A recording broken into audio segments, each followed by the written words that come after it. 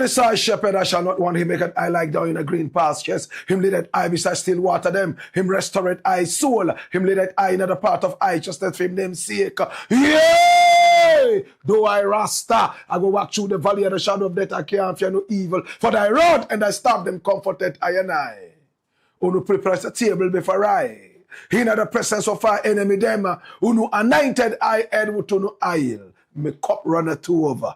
Surely goodness and mercy, I go follow I all the days of my life. Me I go dwell in the house of the Lord God. Ja, my way, grow my way. Ah, my son Lisa, I don't know what it was simply a for. Ah, what time you mo? Oh, you are not done. This is the Black Pot, aka Kukushunamo, where we speak truth to power. Now here we don't criticize, but if we must, it would only be on one condition, to build and not to destroy. That is why we keep saying we are in the service of God and country. Again, here we are not neutral, and we have never claimed to be, because we are not. We have actually taken sides, the side of the truth. That is why we are affectionately called the headquarters of the truth. And my name, Black Rasta. Now in every traditional African home there is a black pot, and each time this black pot sits on the fire, there is something super sumptuous cooking. Ingredients of so many different types, shapes and sizes, aromas and even flavors. Put aside all their differences and relocate into the black pot, where they are subjected to some really good amount of heating. At the end of the day, they produce sumptuous food. In all this palatability for the nourishment of the family in its whole entirety. This is what we literally do here. We pick up ideas from all walks of life, all and sundry, the rank and file of our people, right from the crowns of their heads all the way down to the soles of their feet. And then we subject these ideas to some crucial forensic scrutiny, right after which we tease out the creme de la creme of all these ideas and use that for the development of our people, our continent, our land. This is the headquarters of the truth. This is the foundation of the truth. This is the bedroom of the truth. This is the habitat of the truth. This is the address of the truth. This is the truth. It's the Black Pot, aka Kukushodemo. And here we speak truth to power. We are live on Facebook. We are live on YouTube. You can also find us on Instagram. We are also on X, formerly called Twitter, and on TikTok. We keep ticking and talking with the gracious hands of patriotism. This is where the truth lives. It's the Black Pot, and we are called the Black Empire Media. Our numbers are scrolling on the screen. Pick up the numbers and do business with us. Yes? Oh, your product will do so well on the show. We are the biggest online when it comes to patriotism, and we speak nothing but the truth. Oh my God. We are called the Black Empire Media. Maybe you have a story you want us to follow up on. We are more than just excited to do that. Oh my God. And now we have a very, very, very powerful team that has been unleashed onto the media, my brother, my sister, to do investigations. So you can send more. And now we'll be able to deal with them speedily. Thank you so much for making us number one. In fact, a service to humanity is a service to the Most High God, and that is what we believe in. Thank you so much for your patience, my brother, my sister. It is the Black Pot, and today we have 5 very powerful stories.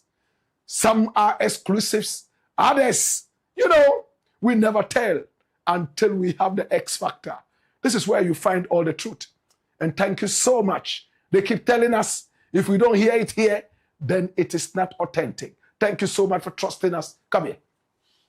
Now, my brother, my sister, we are called the Black Empire Media. At this point, I want to invite you respectfully to please subscribe to the channel. Right after that, hit on the notification bell so that each time we are on, you will be reminded to watch. Oh, yes. Recommend us to family and friends. At the same time, please share the broadcast. Like the broadcast. This is where professionalism is at its peak. At the same time, my brother, my sister, this is where authenticity is our badge of honor. Thank you so much. We appreciate you. Can I just say thank you so much to our sponsors? Oh, love and respect to Tesori, Doriente. Now turn every single shower into a royal experience with Tesori, Doriente. It has gone beyond just a shower gel. It is magical, talismanic. Oh, yes. Abracadabra. Pour a little bit of Tesori, Doriente in the middle of your palm. Shake up the bath water. Watch how it grows into a rich ladder of foam. Allow it to nourish your skin. Hey, it is also an insect repellent. 48 hours after that one single bath, you still smell like the Garden of Eden. Are you going for an interview? Is there a new chick in town you want to mesmerize? Maybe there's a new guy in town you want to show some levels. No problem at all. Go get Tesori, Doriente. It is soft, it is smooth, it is silky, and above all, it has that long-lasting oriental fragrance. That is why we call it Tesori, Doriente. It is Italian technology coupled with African raw materials, giving you that premium quality made most affordable. Hey, it comes in different fragrances. We have the Ikigai, we have the Karma, we have the Royal Oud, we also have the Forest Therapy, and of course the Persian Dream, my personal favorite, the Royal Oud. And of course, the Forest Therapy. Lord God have mercy. My brother, my sister, we're talking about Tesori, Doriente, the secret to my very beautiful skin. My brother, my sister, it is proudly distributed in Ghana by Daddy Ash Limited. For bulk purchases and enquiries, please call Daddy Ash Limited on 0244 772599. This is Tesori, Doriente. Oh my God, have mercy. It's the Black Pot, aka Kukushunamo. And here we speak truth to power. We are also sponsored by the kind courtesy of Millennium Insurance. Hey, my brother, if you're looking for insurance, quality in nature, and you bypass Millennium Insurance, you are in trouble. Now, not every insurance is an assurance. Some of it will behave like an expired plaster and will give you nothing, ultimately, but disaster. That is why I am introducing you to Millennium Insurance, your trustworthy partner. Now, what kind of insurance do you require? Motor insurance policy, third party, comprehensive, or you want to insure your vehicle against burglary, against fire? No problem at all. Talk to Millennium Insurance. Personal accident and group personal accident, get your 24/7. Yes, insurance against disabilities and also death for family members and employees. Oh, Lord. Please be truly insured. Can I tell you more? Are you traveling outside the country? We want to take you in and bring you back safely, load you with experience and memories. Oh my God, get the Millennium Travel Insurance. It is what it is. Our numbers are on the screen. Pick up the numbers and join the huge family of trustworthy partners with Millennium Insurance. Can I tell you more? When it comes to claims, Millennium Insurance is number one. Some insurance companies, they pussyfoot and stonewall. They backslide when it comes to sliding forward. My brother, my sister, not with Millennium Insurance. Hey, Millennium Insurance is your trustworthy partner, and I am fully insured with my family. Oh my God. And all of us here at Black Empire Media, totally insured by Millennium Insurance, your trustworthy partner. My brother, my sister, I want to say thank you so much. I appreciate you and I love you. It's the Black Pot, aka Kukushunemo, where we speak truth to power. We are also sponsored by the kind courtesy of NPA. And NPA simply means National Petroleum Authority. The message is so simple. Hashtag stay back, stay safe. Hey, now when you see the fuel tanker on the road and he gets involved in an accident, don't be too much in a hurry to get close, to make content, or to even scoop or siphon fuel. There could be an explosion. Your life might end there. Your life is worth more than just a gallon of fuel. That is what NPA wants you to understand. Above all, even the effusions, the effervescence coming out of the fuel can make you sick. My brother, my sister, you know what to do instead? Stay back, stay safe, and then you make a call, toll free, to the authorities to deal with the situation. Toll free call 192 or 191, or better still toll free 080-012-3000. That is what it is. And remember, the message is still very simple. Hashtag stay back, stay safe. This is a National Petroleum Authority safety campaign. And we want to say thank you so much. We appreciate you and we love you. It's the Blakk Pot, aka Kuku Show Demo. And here we speak truth to power. Absolutely. Oh my God. It's all about our country. And here we say our country or nothing. Notre pays ou rien. It's the Blakk Pot. Please, one more time, can I just encourage you to please subscribe to the channel. We are called Black Empire Media. Black is spelled B-L-A-K-K. And right after that, hit on the notification bell so that each time we are on, you will be reminded to watch, even when you forget. In a very rare case, it's the Blakk Pot. Let's get ready to rumble. 5 stories. Story number 1. Watch this, Dodo. Sick Paul ADOM-OTCHERE opens up on his condition. And this is an exclusive. Now, Paul ADOM-OTCHERE is a journalist that I admire. He's brilliant. He also went to law school. He studied law at the university. But we are told that he didn't complete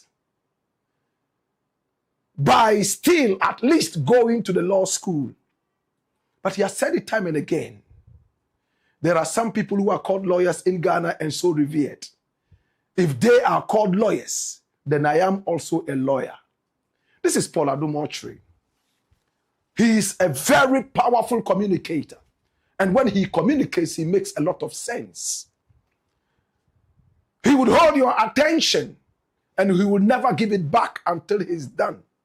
These are the things I admire about Paul ADOM-OTCHERE. He's been in the media space for quite some time now. Paul ADOM-OTCHERE is 51 years old. And Paul ADOM-OTCHERE went to the University of Ghana. At a point, the most honorable Dr. Dominic Akuritinga Ayine was one of his lecturers. My brother, my sister, he came out of the university. And when it comes to issues of the nation, Paul ADOM-OTCHERE is one man who always wants to get involved. And he's always part of the melee. Sometimes arguments get very hot. Sometimes he loses his temper. I remember when he walked Kofi Wayo out of the studio one time on Metro TV because he asked Kofi Wayo to apologize for saying something. But Kofi said, no, sir. And he walked him out on live TV. He is an astute member of the NPP. In the days of the NPP, he had a new name, Christmas Tree.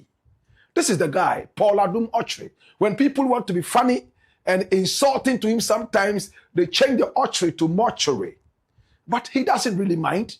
He told me that he's had a fair share of all the troubles. Oh, yes. And he is just fixated on delivering on the purpose and message of Ghana. Not many people admire him when he goes partisan. Because in Ghana, many people believe that as a journalist, you should be neutral. And for them, he is in the pockets of the NPP and he doesn't hide that. For some time now, it has even become worse. He's going on different platforms supporting the NPP that has lost favor with Ghanaians, having been in power for 8 years and abysmally destroyed the economy of this nation. At a point, he was the board chairman of the Ghana Airports Authority. And it was there, it was alleged that he stole money. Or better still, he caused financial loss to the state. And the Office of the Special Prosecutor, that Paul ADOM-OTCHERE criticized a lot on his show, picked him up. It became a national debate as to whether he was meant to be picked up or it was just out of sour grapes. After some time, he left and he came to continue with his work. This is Paul ADOM-OTCHERE. He critiques authorities and governments, but it is very difficult for him to critique Nana Addo Dankwa Akufo-Addo, who he says he's so close to and does not need to go public on any issue with him. If he has any issue with him, he will meet him at his house one early morning when the bonfire smoke is out there, according to WikiLeaks and KWESI Pratt. They will sit together and in that holy smoke, they can have a conversation. Come here. Now, my brother, my sister, Paul ADOM-OTCHERE appeared at a demonstration. Yes. And at a demonstration organized by the NPP, he looked wobbly. Some people said he even looked drugged. Some other people said he looked sick. He seemed to be wobbling. He seemed to be in some kind of euphoric ecstasy. But this was all about democracy under attack. So he was out there to lend his muscle to that cause. Many have critiqued him. Some have even gone ahead to read spiritual undertones into that. And one of those guys is my own very good brethren, Kevin Taylor, the boss of Loud Silence TV. This handsome gentleman. My brother, my sister. Now, Kevin Taylor and Paul ADOM-OTCHERE have been at each other's necks for so long. This one will throw the salvo. This other person fires back. They have been doing that in the media. Now for Kevin Taylor, he believes that there's a curse that was unleashed on Paul ADOM-OTCHERE, and that curse is what is making him wobbly, and that anytime soon, Paul ADOM-OTCHERE will die. He said it unequivocally. Now, Paul ADOM-OTCHERE, he actually looked wobbly when he appeared at the Democracy Under Attack demo. A newsman wanted to talk to him. Look at how many cameras were flying in his face. My brother, my sister, he took time to speak with newsmen, oh yes. But look at him appearing. There was a policeman walking behind him. Look at that. It looked like he didn't know where he was going. Look at the newsmen. A lot of them were inspired by this guy. They want to talk to their hero. Some of them want to find out if it's okay. Now, it's been in the media that Paul ADOM-OTCHERE is very, very sick. Is he sick? Is he not sick? Kevin Taylor seems to have the answers. He says he's about to die because of a curse. Now, there was a lady called Mame. And this Mame was said to be somebody Paul ADOM-OTCHERE was dating. But Paul ADOM-OTCHERE denied it and said that they were only family friends. And he said that on the show and on some other platforms. Now, Mamia here, my brother, my sister, is a very beautiful lady.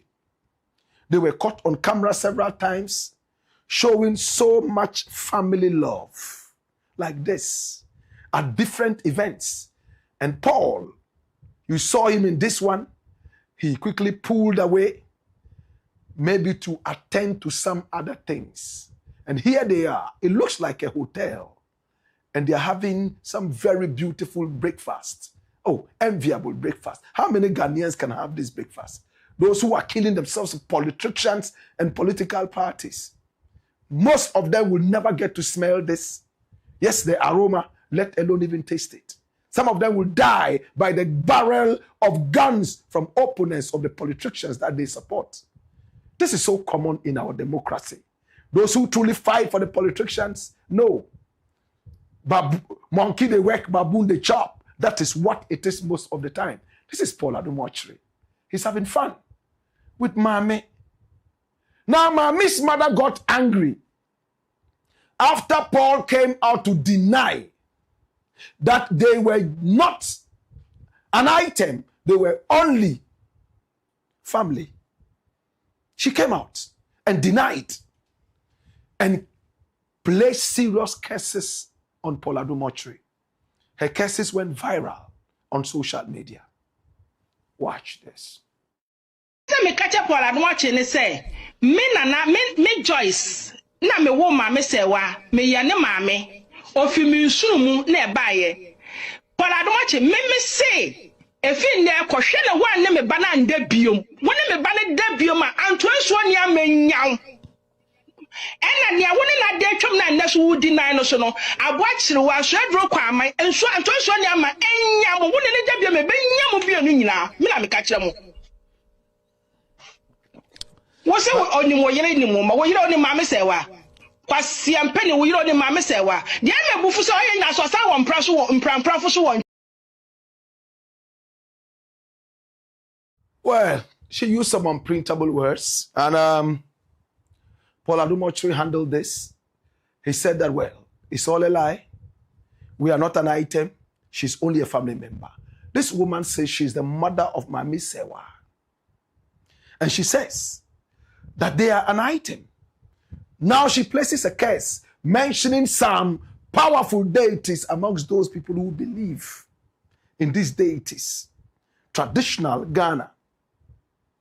That if you sleep with my daughter again after denying, and you even have another girlfriend hanging out somewhere, and you claim that my daughter knows your wife, if you sleep with her again, all these deities will deal with you. This went viral. It was all over on social media. And then, the next time we saw Paul ADOM-OTCHERE, he was wobbling. Right there at the Democracy Under Attack. So early this morning, I placed a call to him. And I asked him, Paul, are you okay? He told me, Blakk Rasta, I'm okay. But why do you ask? I said, you looked wobbly. And you looked so sick. Please, keep fit for me. We still need you in this democracy. And he said, Blakk Rasta, it's much ado about nothing. I'm very much okay. I will tell you exactly what happened. I am not sick. Yes, I'm 51. But I exercise every day. And that's Paul ADOM-OTCHERE. Jumping up and down a day or two after the Democracy Under Attack demo. That's him. As if to prove to all Ghanaians and tell them that, listen, what you saw was only a facade. I am well. I am okay. That is Paul ADOM-OTCHERE. Then after doing all these things, he doesn't go for the British breakfast. He goes for cocoa and KWESI. My brother, my sister. And he himself posted it out for everybody to see that he is a KWESI man. And he also loves his exercises. He put it out on Facebook. My brother, my sister. Hey, this is Paul ADOM-OTCHERE. He loves his cocoa. But I still asked him. This is what he put up. Good evening, Ghana official said, good morning.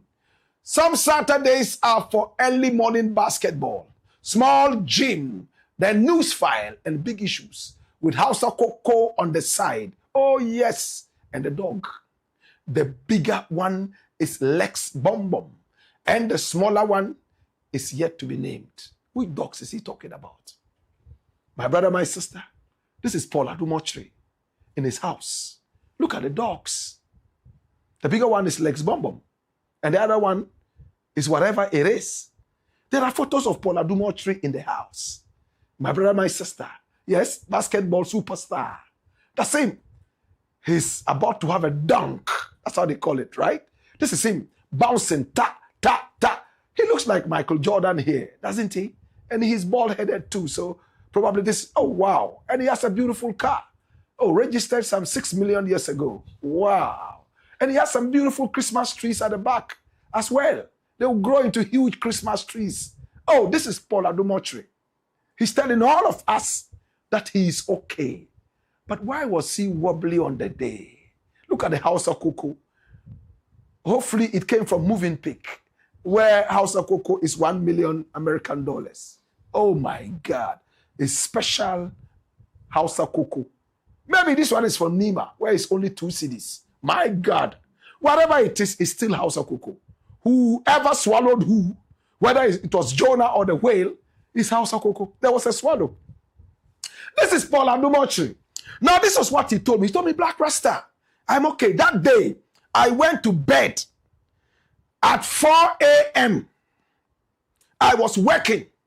And then at exactly 5 a.m., an intruder came knocking on my door. And he used intruder very, very relaxingly. In other words, very, very, very much of a joke. Nana B. Nana B was the intruder. He came knocking. Paul, get up. We are going for the demo.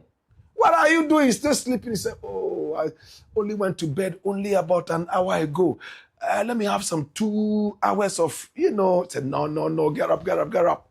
So Paul said he left his bed still feeling so sleepy. That was how come he was wobbly. Come here. He was wobbly like that. It was all because he was tired. He hadn't had his House of Cocoa. At the same time, he hadn't done any exercises that day. So he came out unusually. Most of the time, I wake up late. And then I do my exercises, do my routine. So I came out for the demonstration without my routine. So I am okay. This is Paul ADOM-OTCHERE, the red-rimmed glasses wearing Paul ADOM-OTCHERE. And what he was wearing looked like a blouse, didn't it? But these days, fashion makes men wear women's things. With all respect to General Mosquito, this is Paul ADOM-OTCHERE. He's inspired a lot of these journalists. Give him his flowers. No matter what you may not like about him. That is what it is. So to Paul, congratulations. And we are happy that you are well and everything is okay. But please, keep drinking House of Cocoa, preferably without sugar. If anything at all, drop some honey into it and, some other things, some herbs, It's the Black Pot, a.k.a. Kukushonamo. And here, we speak truth to power. Story number 2. Watch this. Dodo. ABRONYE is a paid NDC tribalist. And this is a guy called MAURICE AMPAU. People say he's a lawyer. My brother, my sister. This is MAURICE AMPAU. For some time now, he moves on social media, throwing allegations like somebody who has never been to law school. Because when lawyers speak, they are very, very cautious. Not this one. He speaks, and most of the time, in fact, whatever he says borders on malignment, borders on some criminal issues. And he doesn't seem to care. I know most lawyers speak with caution because they know the law. Maybe this one doesn't know too much of the law. But whatever it is, this is the NPP's MAURICE AMPAU. His criminal boss has just been jailed. And I'm talking about Chairman Wontumi. These were the boys who followed Wontumi for the Galamsey money. They didn't care what Wontumi did to destroy our water bodies, the flora and fauna.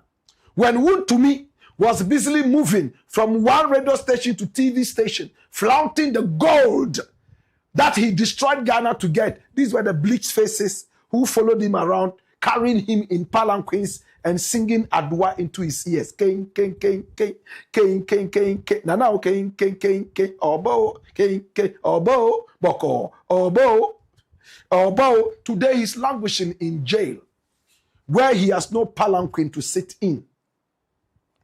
This was a man who was struggling to speak other Ghanaian languages apart from Twi.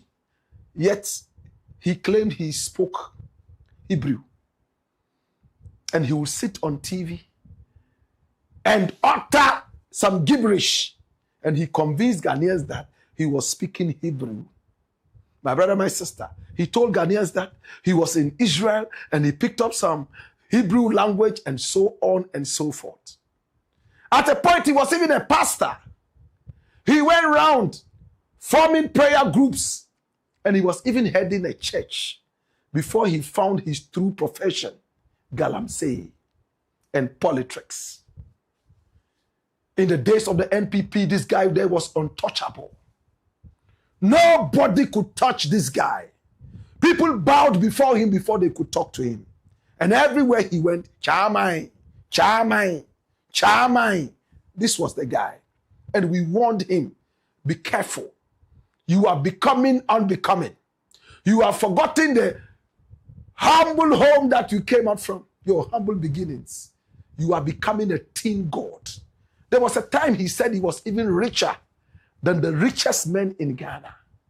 In fact, he said he drove all the most expensive cars in the world right here in Ghana. And he had so many girlfriends and wives.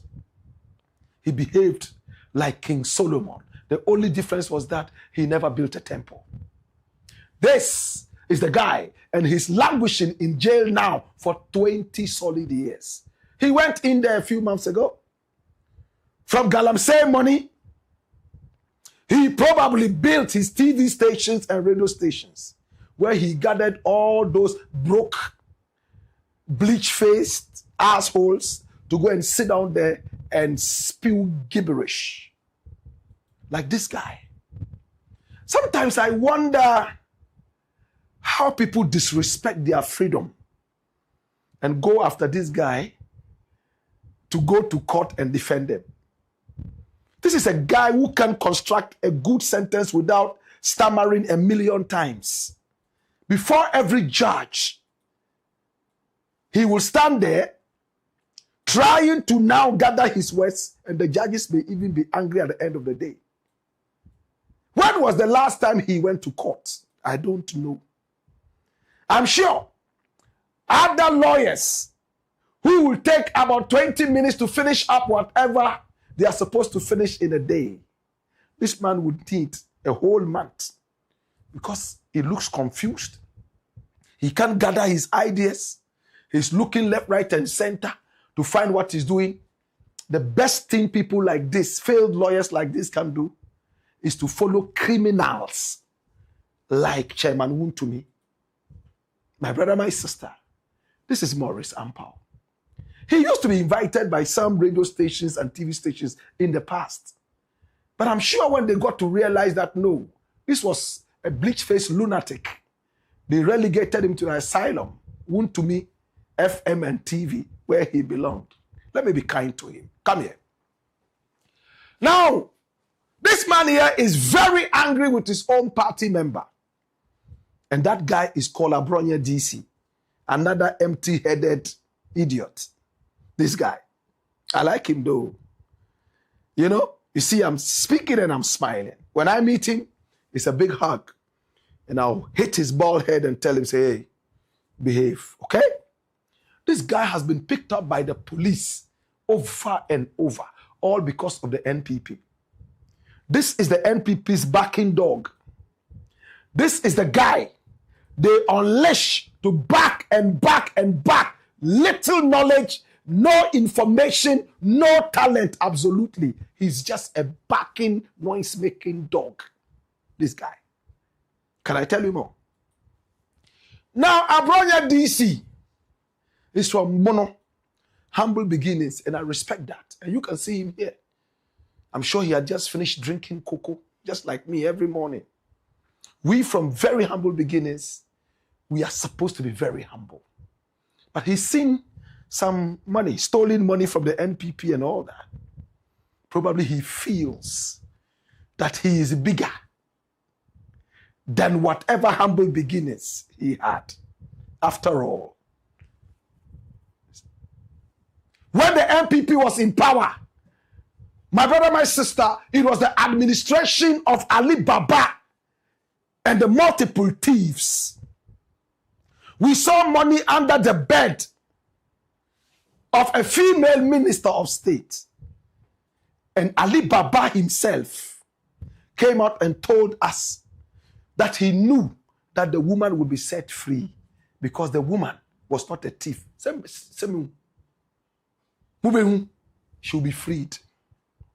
Ali Baba himself, with his multiple thieves, rocked the foundation of the Ghanaian economy. Today, one of his most serious confidant thieves has run away and is in America refusing to return. Your guess is as good as mine. He's grabbed an American citizenship. Or is it green card or blue card or yellow card? He is there. Now let us get back to action. Maurice AMPAU is very angry. And he has labeled ABRONYE a tribalist. Apart from that, he has also labeled him a traitor. What you call a betrayer. He's a traitor to the NPP. He's been paid to go out there speaking nonsense, aka nkosiasem. Excuse my language. What did ABRONYE say? My attention has been drawn to a video that was done by ABRONYE 7 months ago. But the video became viral only a couple of days ago, and we used that video. Maurice AMPAU saw the video, and he also believed that the video was only from the previous day. What did ABRONYE say in that video? He spoke in honor of Gold Board's boss, Sabi Jemfi, and he poo-pooed on the NPP's minority in parliament led by Afenyo Makin, the so-called blackmailing extortionist. What did ABRONYE DC say? Watch this. And in the IMF who say, "Sa policy we no, a enemy to them." And the Yamaka say, "Gold reserves no, any domestic, was some financial and the government, a Bank of Ghana should relook at it. Relook at it in the understanding. They say, Intimaments so almost say, IMF say, the truth of the matter, and say, gold reserves, and I say, domestic gold purchase program, no, and your gold board component. And your commodity, domestic gold purchase program, and our gold reserves, you know, and yet the commodity under the gold board. And the Bank of Ghana. Si ekase be fasa me jamfi won tan ebi enora bi e de aye de be body yekuru. The truth of the matter na say babi aye de asem na fa na ye wrong. The fact say gold board wo ho no and tell say IMF year report na me hu say report we de en kadia na me ba be ka say na me I won't do that.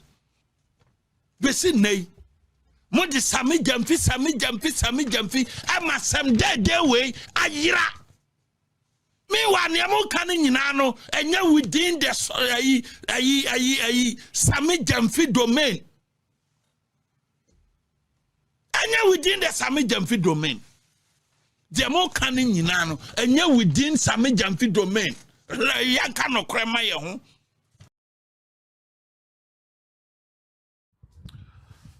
This is ABRONYE DC. He went ahead to talk about the formation or the founding of the IMF in 1944. And he went ahead to debunk everything his own party in parliament, the minority, is saying about Samu Jemfi. We have had the opportunity to look at this. This was 7 months ago. But it looks like it's more important now than it was then. Maurice AMPAU saw it and just like me, felt that it was a video that had just been done. And what did he say to this? Watch this. And then, because the media houses and bloggers are being paid, including MPP Nkofubi, and ABRONYE Okakwasi Asem, ABRONYE Kakwasi Asem, ABRONYE Kwasi Kasasem. Munia ABRONYE, because on this Amidi Fini Mono, it's also Kakwasi Asem. Says Amidi Fini Bogo Mbokai. We are saying that now who Kosam. We are saying that gold board, who Kosam, the loss. That is what we are looking at. Timukaja ABRONYE Sankwasi analysis no yeno.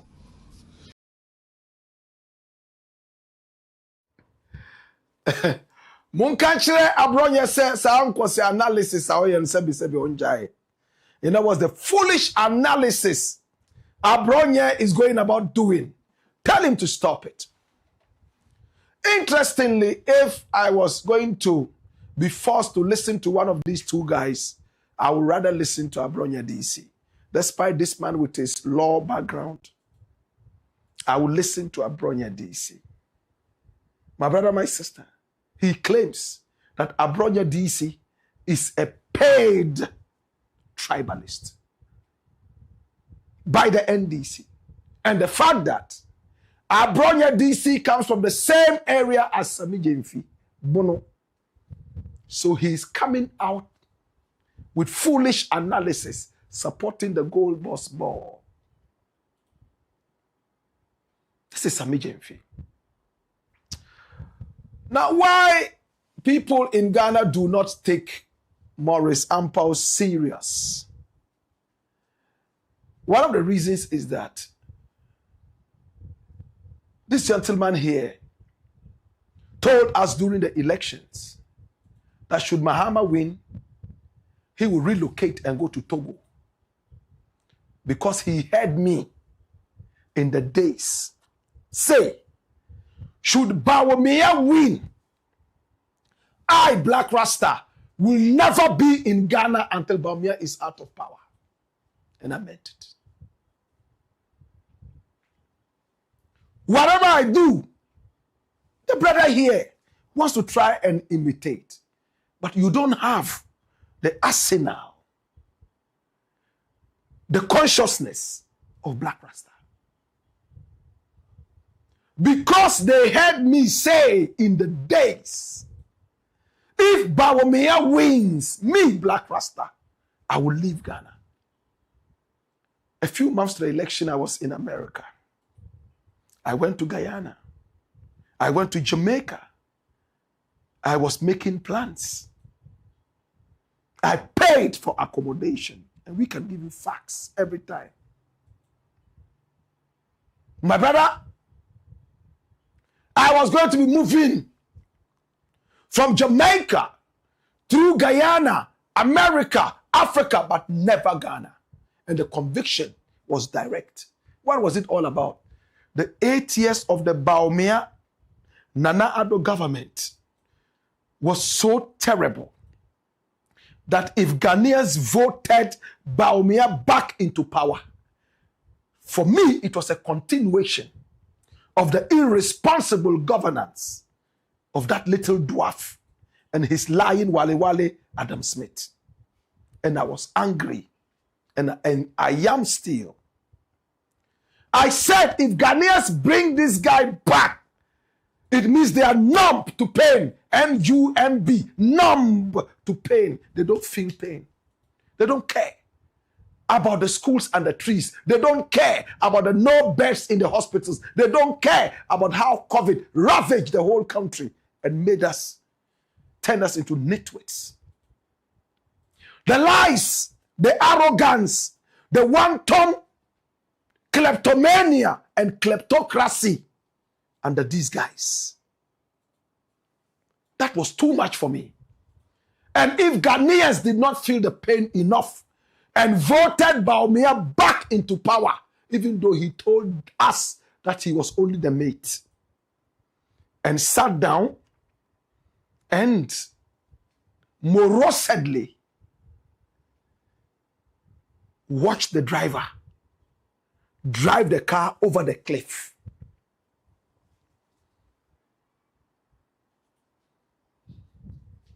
My brother, my sister, but Ghanaians supported me.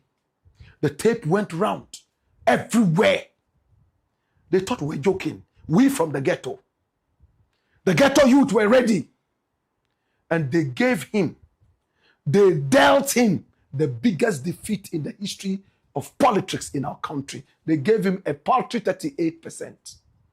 Before the ballots were even fully counted, he came out, and that I salute him for. And told the whole Ghana, you know what?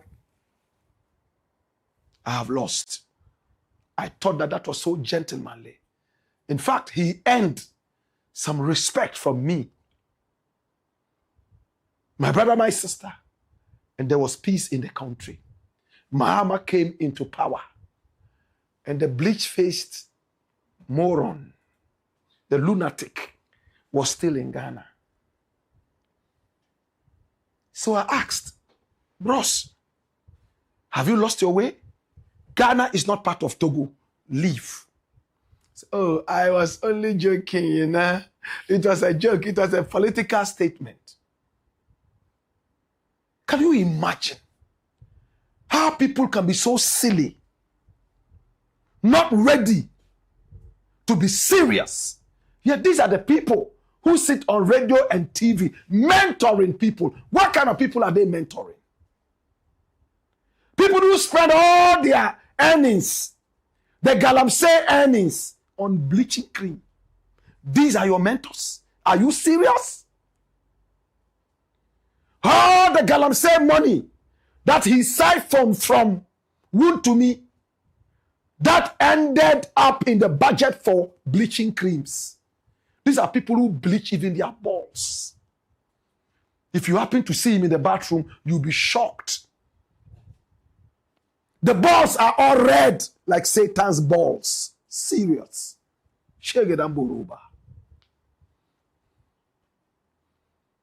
These are your mentors? Are you short of mentors? Are you short of brilliant lawyers who can speak? This guy who can stammer from morning till night and not make a single common sense. I have a problem with Ghana sometimes. In my days, my father would force me to sit down and watch GTV. There was a program there called Talking Points. Today I thank him. Oh, Bababu, wallahi na gode. Sometimes I'll be so bored. They were talking about issues that I couldn't connect. I was too young for that nonsense. But today, I understand that it's not nonsense. Talking Point. Big English. The macroeconomics. In fact, then I'll sit down there and be listening. Sometimes I will doze. You say, Ahmed, that's it, that's Kwana. Shege. Then I'll sit down and be watching. People made sense. There was even a religious program that had different religions come to sit down there in all harmony, debating things. Not today. These are the broke, bleach-faced lunatics who are on radio and TV. If I am lying, tell me, Black Rasta, today we are too high on something. Look at the communication on Ghana radio and TV. It's the ABRONYEs and all those other guys who are warmongers. And when the law comes after them, they go to Nima and other places and pick up ghetto boys and give them a petition and we to drink and smoke and come and be in front of Iyoko and dance to music that is non-existent. You know, they say when a man is too high on apetishi and red, when a generator is even working, he's dancing and saying, oh, wow, the beautiful music. We need to sanitize communication. Or else, my brother, my sister, the kind of people who are mentoring our children from the radio and TV. In my days, TV was for mentoring. Radio was for mentoring. Good English language was spoken on TV and radio. You listen and write. That was the period I grew up in. Oh, I missed that period. Today, people with bleached balls are those who are mentoring you. Abokao. Eurasian Yakupon, Missy Abokao. Oh, yeah, one done. Missy, I one done. Yeah, one done. Yeah, bokau. Missy, I bokau.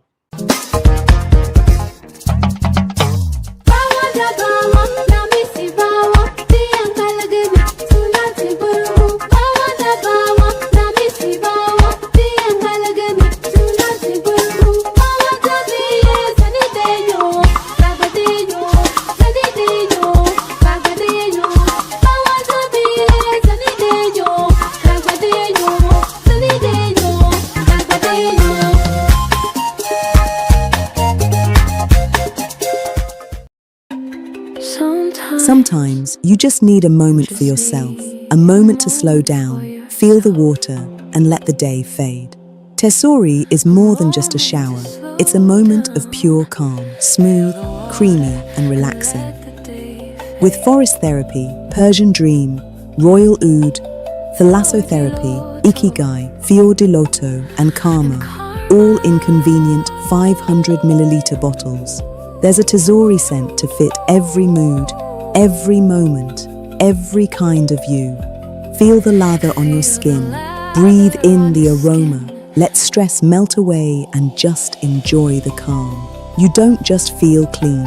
You feel refreshed, confident, and yourself. Tesori d'Oriente. Luxury is a feeling. For bulk purchases, contact Daddy Ash Limited on 0244 772599. Tesori d'Oriente.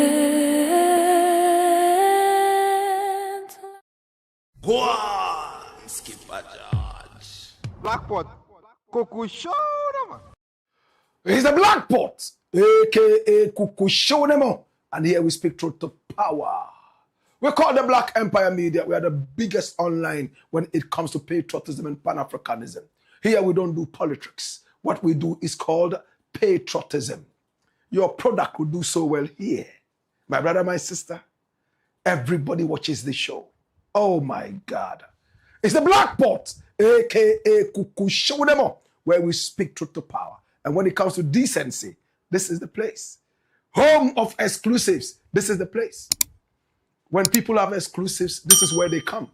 Because they know we'll treat that with decorum and decency. Hallelujah. Oh, I love this. I love this. Thank you so much for making us number one. Yes, one more time, please do me a favor. And it's for free, absolutely. You don't pay anything. Of course, subscribe to the channel. Hit on the notification bell so that each time we are on, you will be reminded to watch. Feel free to recommend us to family and friends. This is a very decent platform. We don't use language that is not decorous. So introduce your children to this show. Yes, like my father introduced me to the talking point. It's the Blakk Pot, aka Cuckoo Show them all.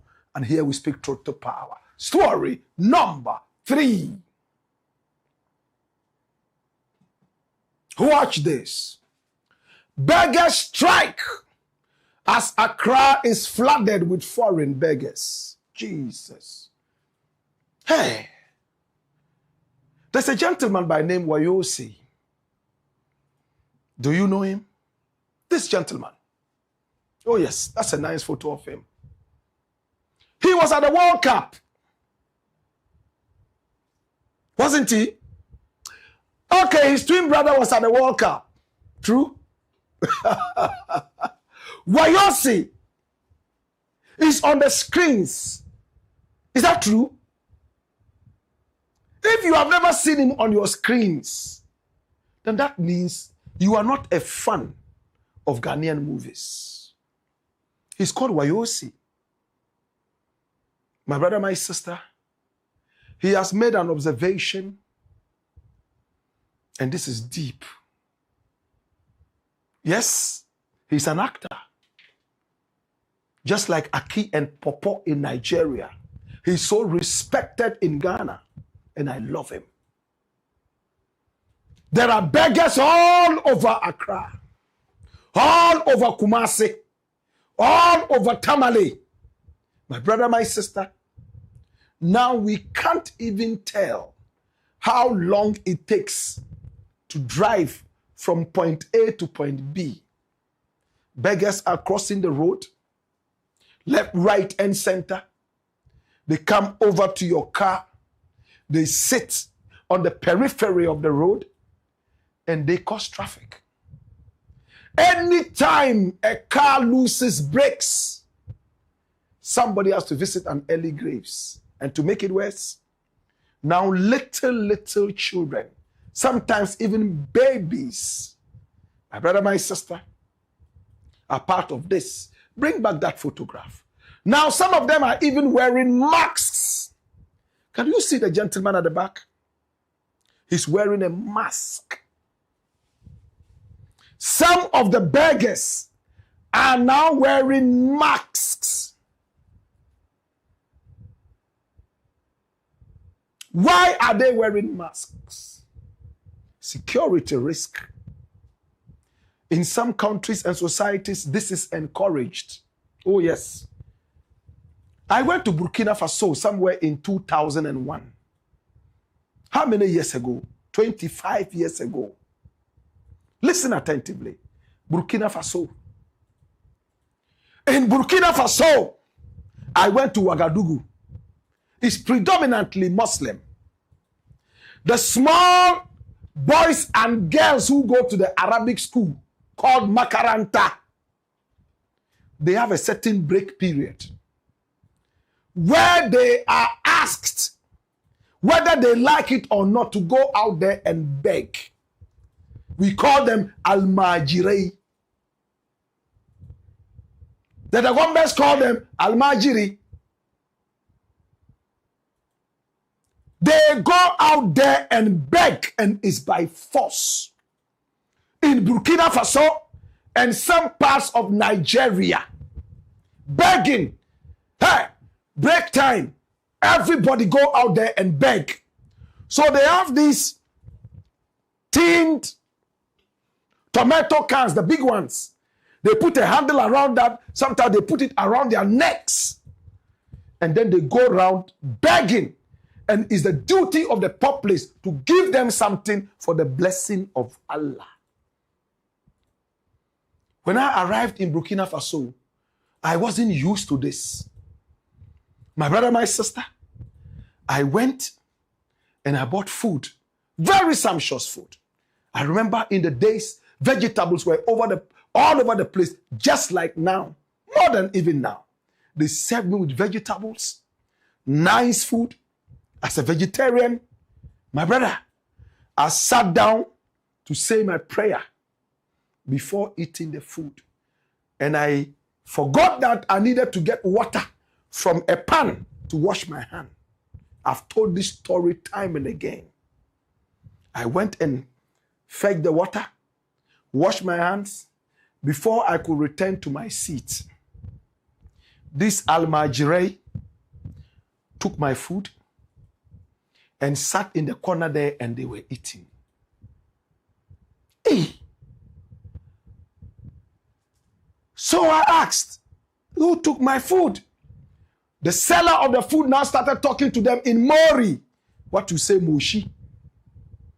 Why did you take his food? He has not even called you to come and eat. And they told the woman that when I got up, they thought that I had finished eating. My brother, they go to all the food places. They stand there and they are holding that thing. And they are...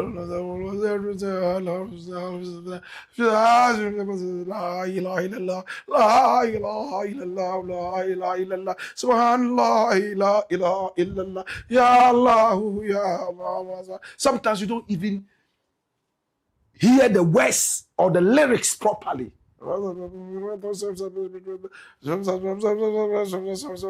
That's what they do. My brother, my sister, it looks like that culture is coming to Ghana. Hey, in my days as a student at Ahmadiya Secondary School, we read a book called The Beggars Strike. Beggars Strike. Aminata Sofal. She wrote that book. And you know what the book was about? It was about a man who was amongst the beggars. And then he was asked to go and do some kind of sadaqah. My brother, my sister, you know what sadaqah is? A kind of affordable sacrifice. And he had to give that to beggars. Well, the beggars supported him. He rose so high to a certain point. And then to be able to even rise higher, wherever he was, they told him that he should get rid of all the beggars in the area. And they would promote him. But these were his own beggars. He used to be with them. How could he send them away? But he also needed the promotion. You know what he did? He ended up packing them all to a certain point and ridding the city and the area of beggars. Now he went to see his spiritualist again.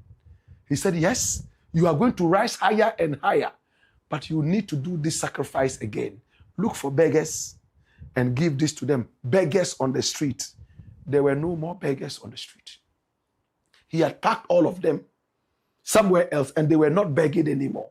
Now he went to them, begging them to come back on the streets now so he could make his sacrifice and be promoted. Beggars said, we are on strike. We can't go back there. We have enjoyed life here. That was how come he lost that promotion. And this story, in a nutshell, was written by Aminata Soulfall, this woman. Aminata Soulfall. Who is this woman? Come here. Run the doors here. And watch this. Kai Shegeda Moruba. Kai. Udo. Kai. Ya Allah, Ya Muhammad, Ya Allah, Ya Muhammad, Ya Allah. Now, no! JBC. Aminata Soulfall.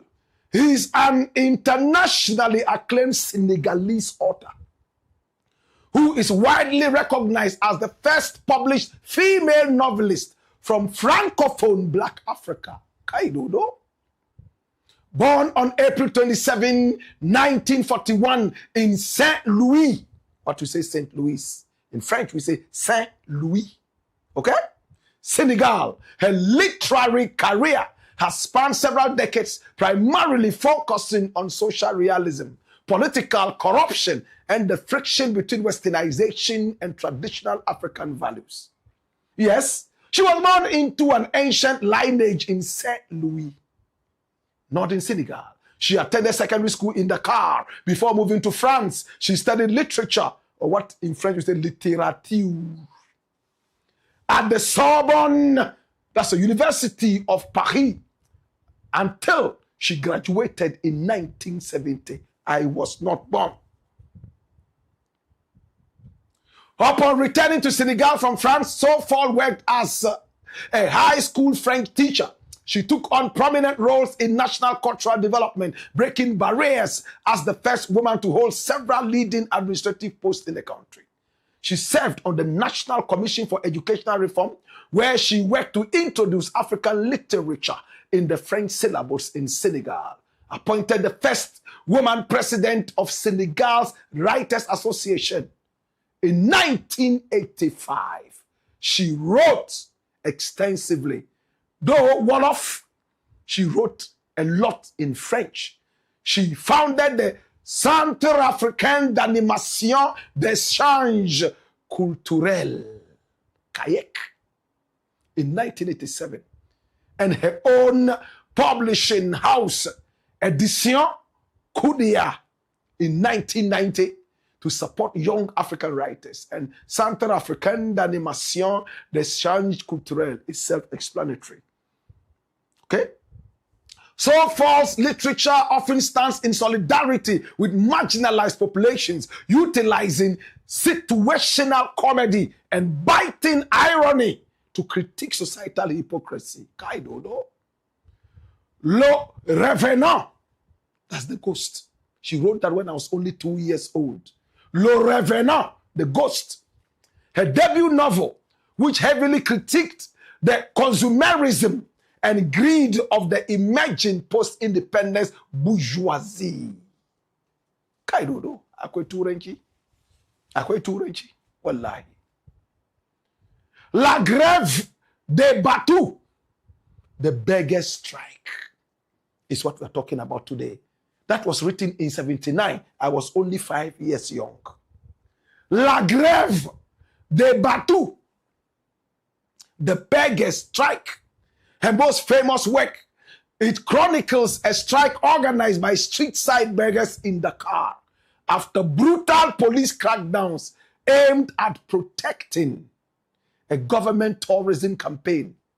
The book won the prestigious Grand Prix Littéraire d'Afrique Noire in 1980 and was shortlisted for the Prix Goncourt and has been translated into 11 languages. Dash. Do you know? This is the woman we're talking about. Aminata Soulful.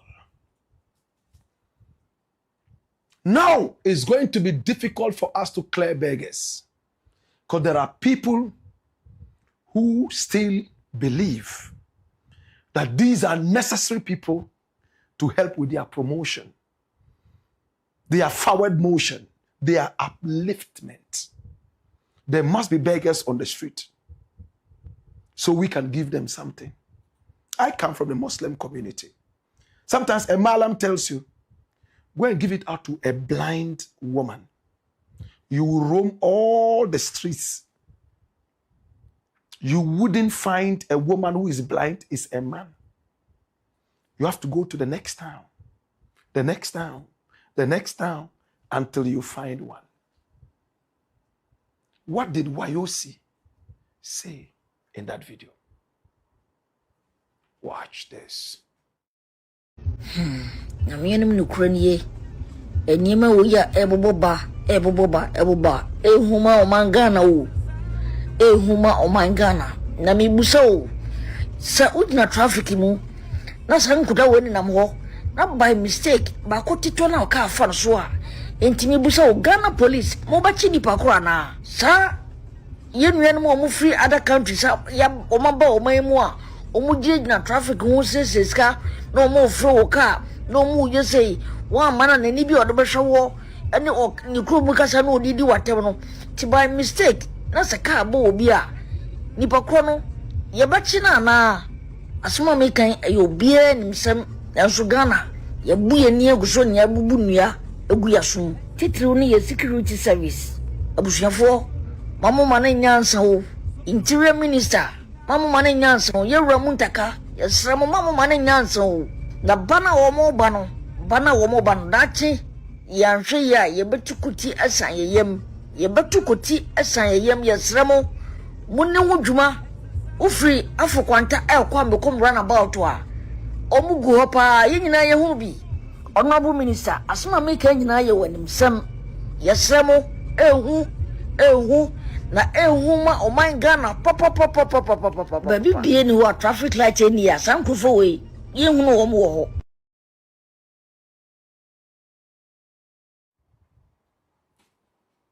This is him. He's called Wayosi. He's an actor. The other guy who was at the World Cup, I think he was called the Double. They look alike in one way or the other, but one is older than the other. My brother, my sister, all he's saying in that video is that it's a security risk now. These people jump onto your car. Sometimes if the back window is open, they could just jump in and do things. And this is ACCRA. My brother, my sister, this is around the American House area there. And some of these people are sitting right down there, unleashing their children, emotionally blackmailing motorists whilst they sit down there and drink a tire. My brother, my sister, this is what is happening. Begging is not a crime. But when they are in harm's way, on the roads, anything could happen. A car could lose its brakes and bump, and it happens most of the time. When they are almost harassing motorists, that is not a good thing. Well, the Minister of Interior, my own very good brother, Alhaji Muntaka Muhammad Mubarak, has been petitioned. I took this upon myself and went to the mayor of Accra, and he told me point blank, dismissing what I was saying, that begging is not a crime. My brother, my sister, it's not going to be a small fight. I foresee the Muslim community coming out and saying that no, they are very important. Let them be there. Just as we narrated to you from the Beggars strike. Let's think about it. My problem is not even about where they are coming from. After all, we are all Africans. The very important thing is that immigration must be interested in this and make sure that people are documented when they are coming in and out. And documented simply means, oh, Kwame entered here on this day. So we can track things like that. And now we are hearing that a lot of the children they bring in are even on contractual basis. They borrow children from their countries, Mali, Niger, and other such places. And they bring them to Ghana just to emotionally blackmail people to give money. Because when you see somebody holding a little baby, by now, they'll give you money because of the child.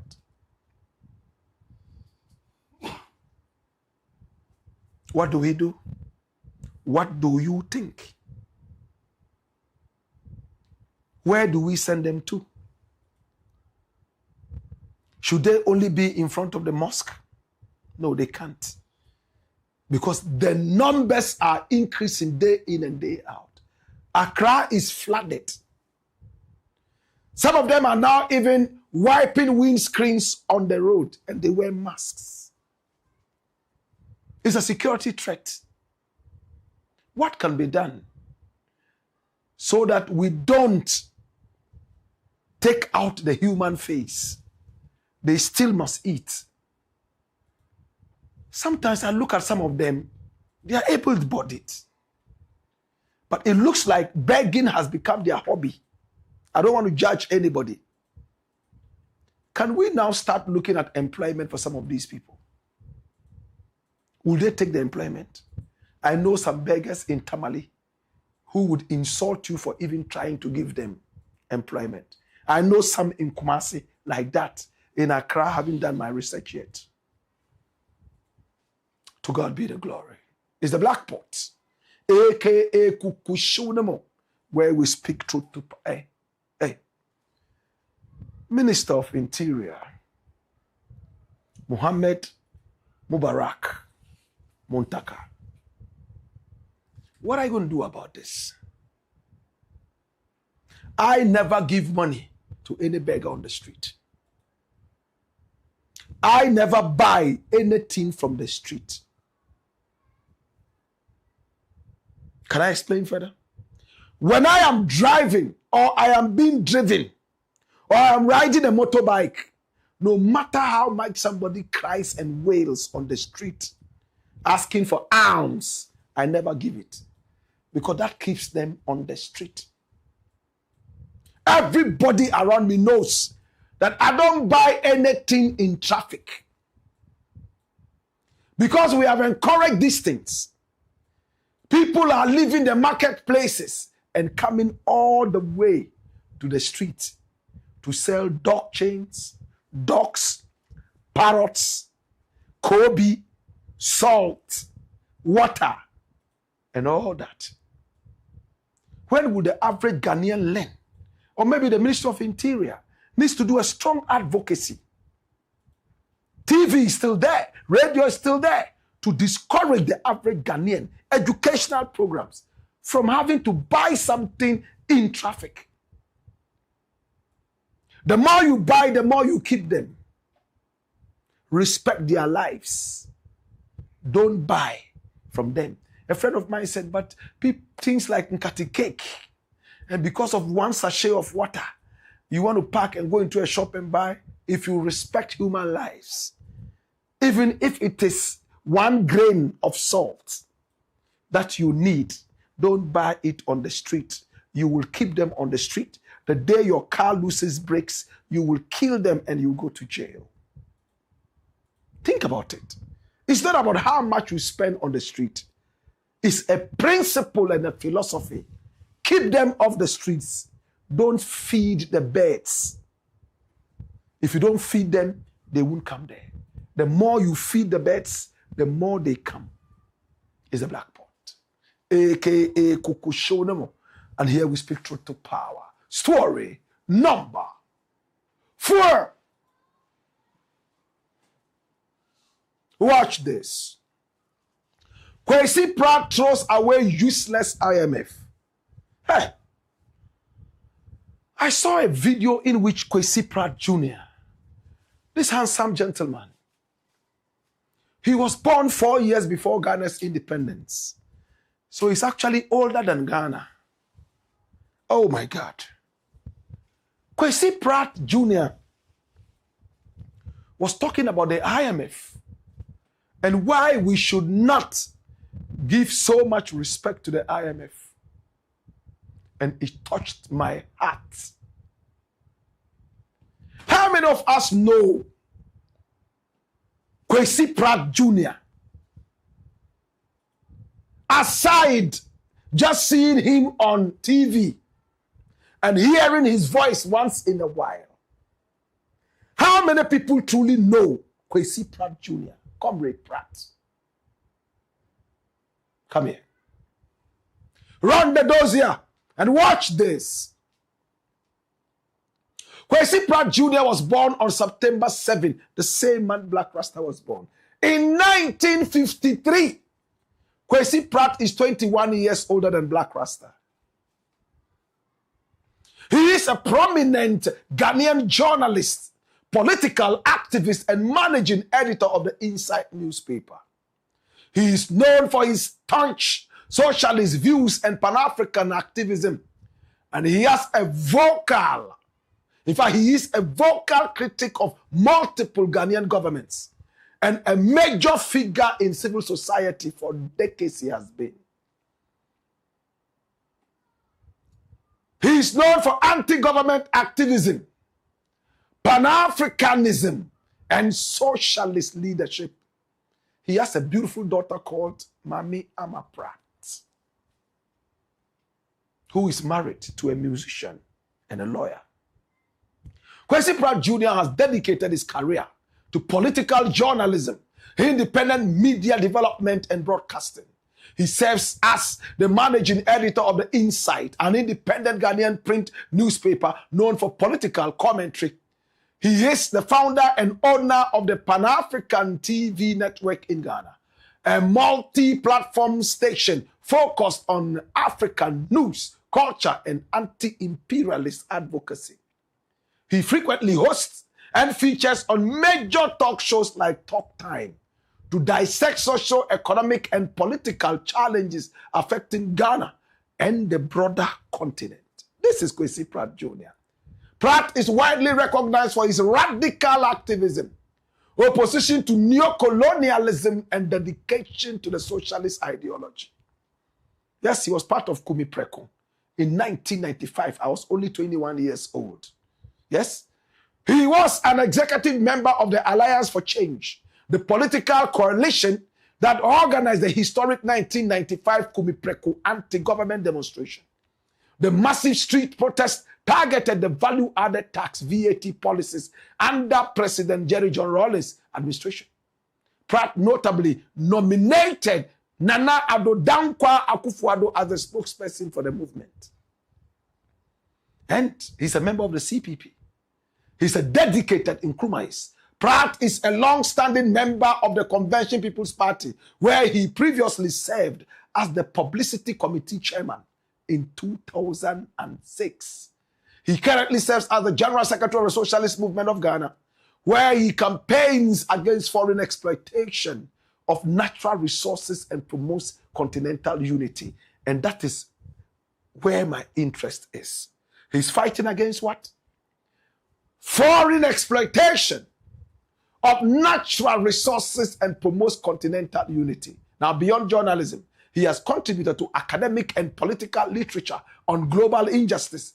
He is a co-author of the book Reparations, History, Struggle, Politics and Law, which explores the legal and historic frameworks of the push for African reparations. This is KWESI PRATT Jr. I love him. Hey, he was speaking to Moro Audu on Metro TV. Good morning, Ghana. And he said things that touched me. KWESI PRATT doesn't have too much respect for the IMF. Now, the IMF is talking about gold board. And according to him, IMF is contradicting itself. And IMF, founded in 1944, is not being true to the African and the Ghanaian. I want to run you through a dossier before I play that video so you hear exactly what KWESI PRATT said. But what did he really say in that tape? Run the dossier and watch this. Kaidodo. KWESI PRATT Jr. strongly opposes the IMF and views it as an institutional executioner rather than a savior of Ghana. Listen, oh. Institutional executioner, Obrafo, Ochrede, IMF ye ekeketi, Ochati, rooted in his socialist and Pan-Africanist ideology. He argues that the IMF programs do not address the structural flaws of the Ghanaian economy and ultimately worsen the financial plight of ordinary citizens. He talked about bailouts. Pratt emphasizes that the IMF deals only provide a short-term financial cushion while leaving the root economic causes unaddressed. Flip. This is KWESI PRATT. 2. Critique of economic hardship and austerity. He heavily criticizes the conditionality attached to IMF packages. Pratt notes that the fiscal requirements demand harsh measures that directly impact the populace, such as the freeze or reduction in public sector employment opportunities, the removal of government social interventions and cushions, increased tax burdens, and structural privatization that leads to long-term resource exploitation. Indictment of leadership and sovereignty. Citizenship responsibility. Flip. This is it. That's the summary of what KWESI PRATT said. In this case, he was speaking about the gold board. Watch this. You see, I have in my hands. And this was given to me by Moro. I've been studying it. Yeah, Moro gave it to me. And Moro didn't give me one. No worry. There's only one. I only have one. I gave it to him. He's a senior. I've looked through it. These are the financial statements of the gold board. And I've carefully looked through it. And there's no loss indicated in the books of the gold board. No loss at all. Okay? Indeed, everything here is positive. Everything that I've seen is positive.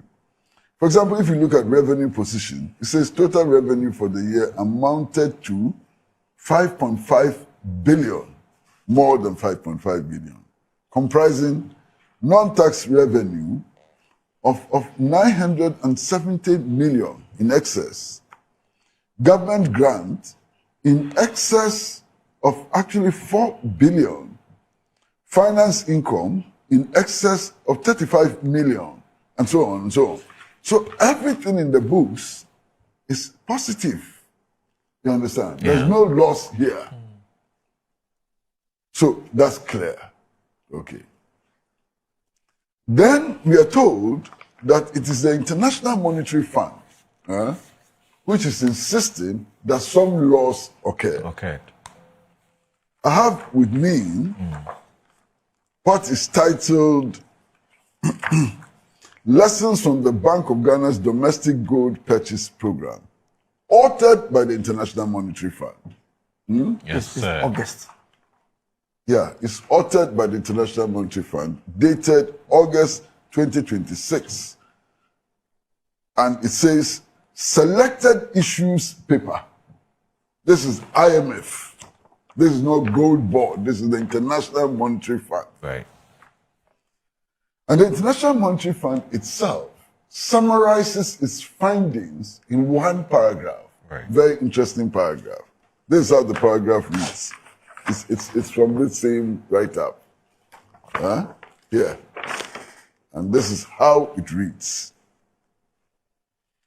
It says, this paper examines the legacy of the Bank of Ghana's domestic gold purchases program, which helped formalize artisanal gold exports, rebuild reserves, and support foreign exchange market stabilization during Ghana's debt crisis. This is the IMF, which is being quoted as saying there's a loss. The program scaled rapidly, making gold-related flows central to reserve accumulation and FX sales. This is the bank. This is the International Monetary Fund, but also generated sizable losses for the Bank of Ghana and exposed quasi-fiscal risk. Yes. Yes. Mark you. Yes. The wording is most important. Very important. Yes. You're listening. It doesn't even talk about fiscal risk. It says quasi-fiscal risk. Yes, but at least there's a risk. Quasi-fiscal risk. That is what the IMF says. With operations transferred to Gold Board, future gold sector policy should focus on reducing operational costs. Operational costs. Right. Strengthening transparency, improving responsible sourcing, and managing the microeconomic, physical, and environmental risk from Ghana's expanding gold sector. This is the IMF. Yes. So, in one breath, if you listen to the IMF, what they describe as loss is also described as cost. No.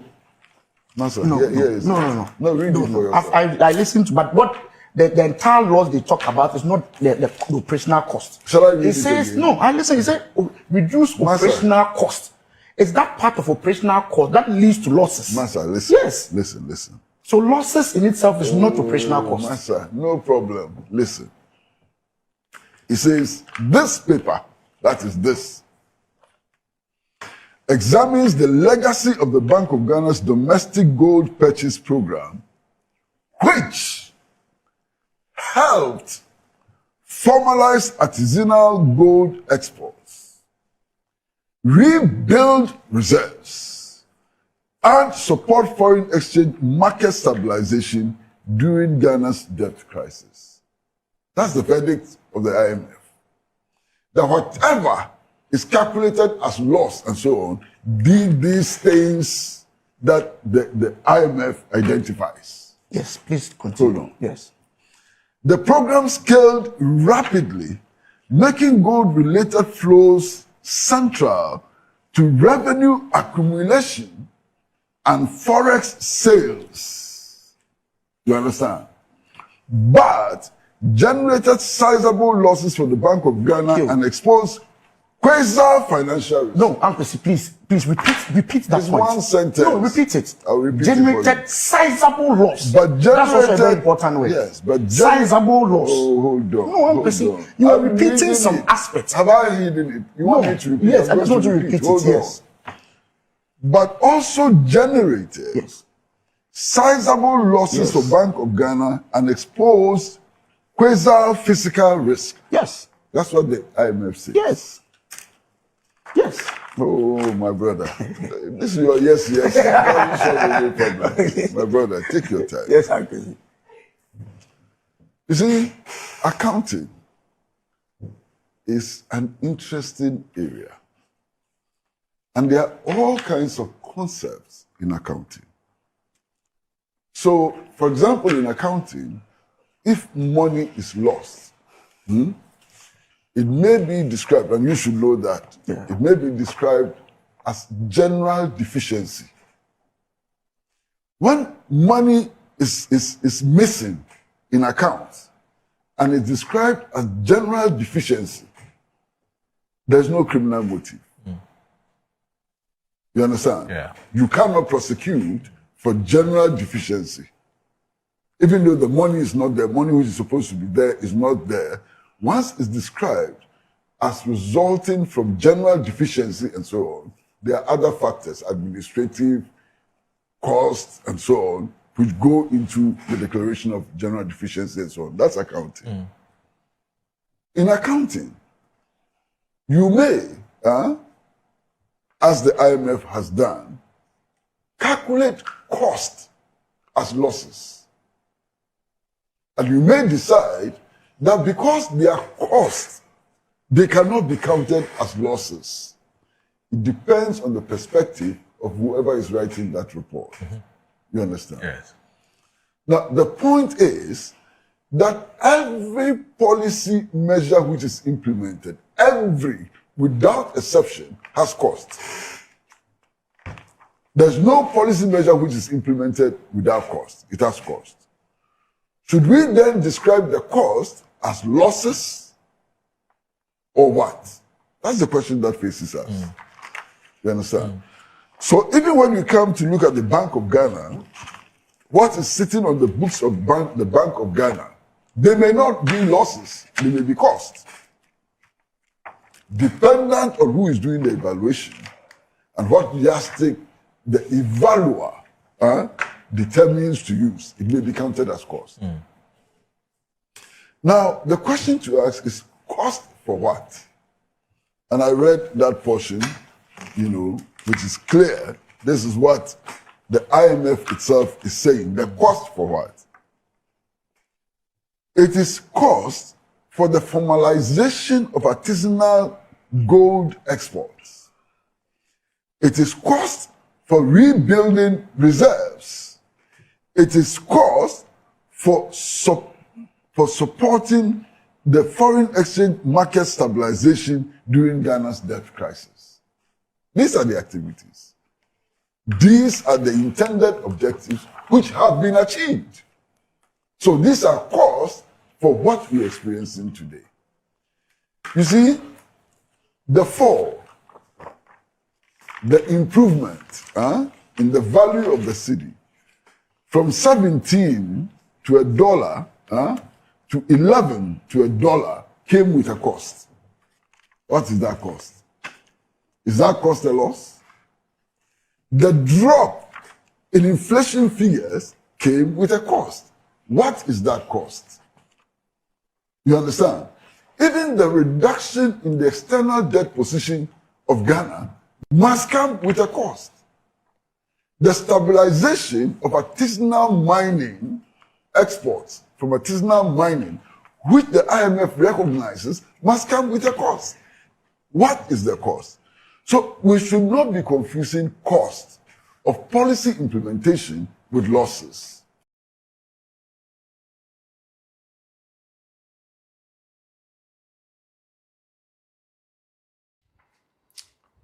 Well, KWESI Pratt Jr. never ceases to impress. Is it a cost or is it a loss? From 17, we came all the way down to 11. There was a time it was even almost a single digit. Now the IMF has come to say, hey, the gold board has worked so hard, especially during the DDEP, the Domestic Debt Exchange Program, when Nana Addo and his gang of thieves ransacked the ban and took out everything, even from retirees.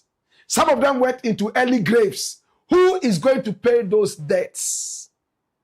We went to the IMF for $3 billion American dollars, or else our country was going to collapse under Nana Addo and his fugitive brother or cousin, Keduforiata.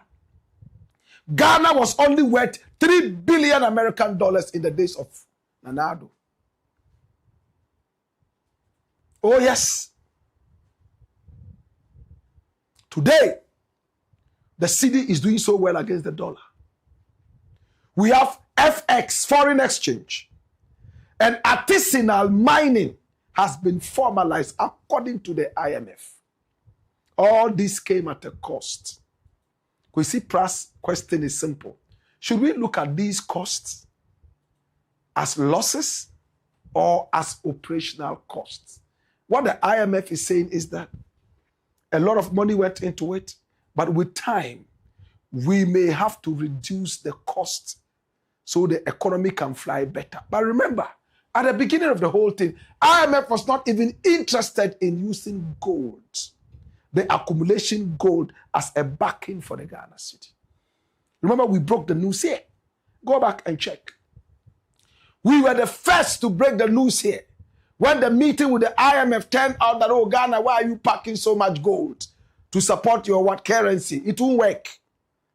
But against the backdrop, now we all see where Ghana is going. Inflation has come down to a single digit, right?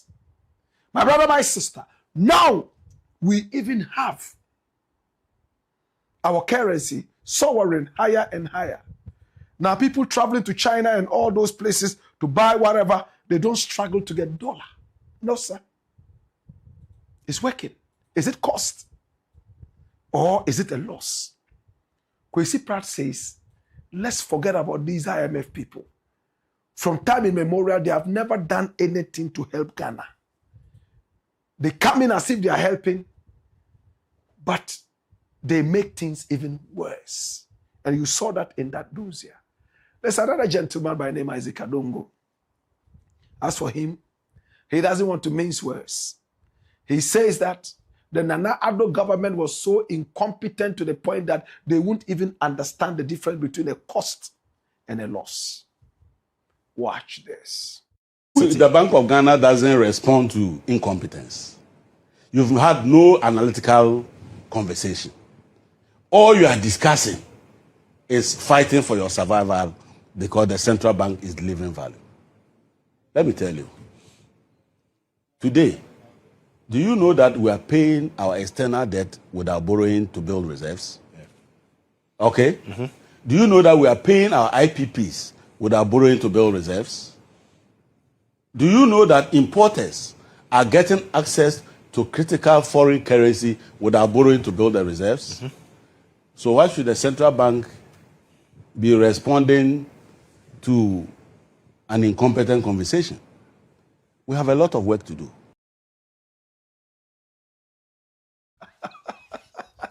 When a Fra man speaks and he hits the jugular vein like this, it means that he is angry.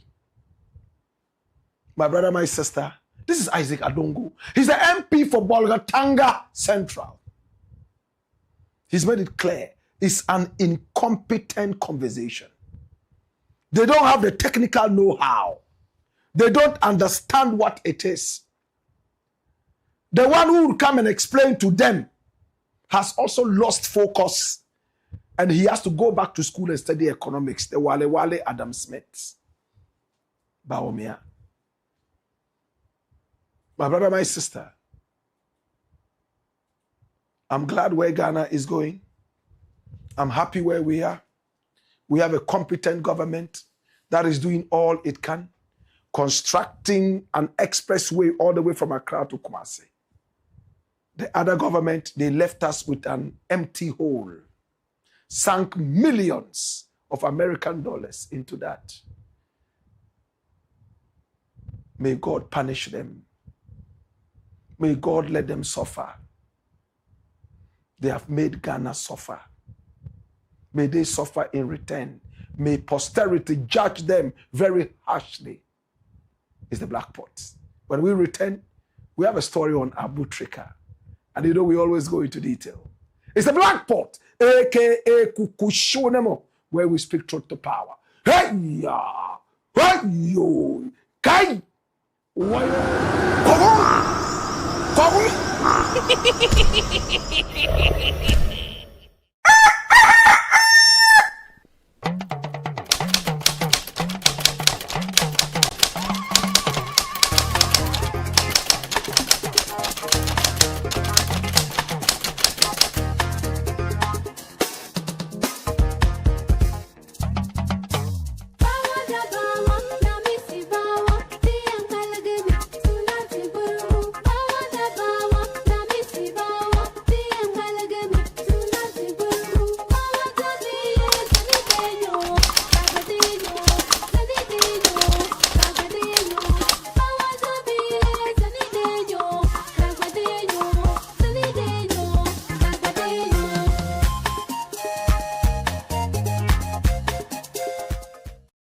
Back and stay safe. The National Petroleum Authority is cautioning the public to desist from scooping or fetching fuel from overturned fuel tankers at accident scenes. Do not get closer to the scene in an attempt to take videos or pictures. Inhaling the petroleum product is detrimental to your health. Worst of all, petroleum products are volatile and highly flammable, and a small spark can trigger a catastrophic explosion, causing deaths and loss of property. Call the Ghana Fire Service or Ghana Police personnel to handle the scene, or reach the National Petroleum Authority's contact center on 0302 550 380. Your life is worth more than a gallon of fuel. This Save a Life campaign is from the National Petroleum Authority.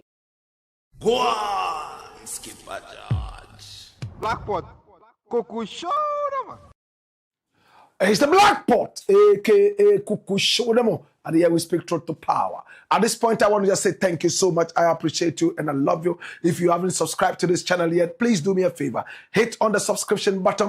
Right after that, on the notification bell, so that each time we are on, you will be reminded to watch. Please share this with family and friends. Share the broadcast. Like the broadcast. Oh my God.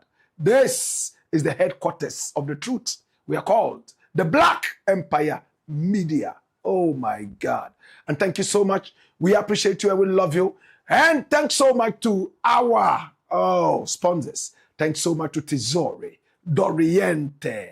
Turn every single shower into a royal experience with Tesori, Doriente. And thanks so much to Millennium Insurance, your trustworthy partner.